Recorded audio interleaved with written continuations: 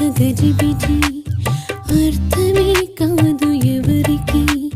కనులకింపైన కలనువి నా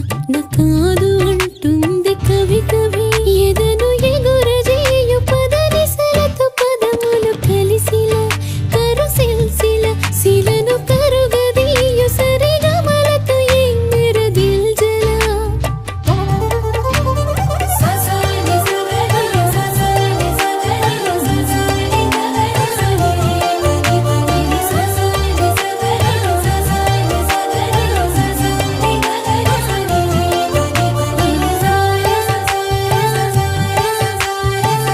భారతీయ ప్రణవనాదమిదియే పరమ గురులు ముదమున పలికిన జాతి నటుపు జీవనాడి ఇది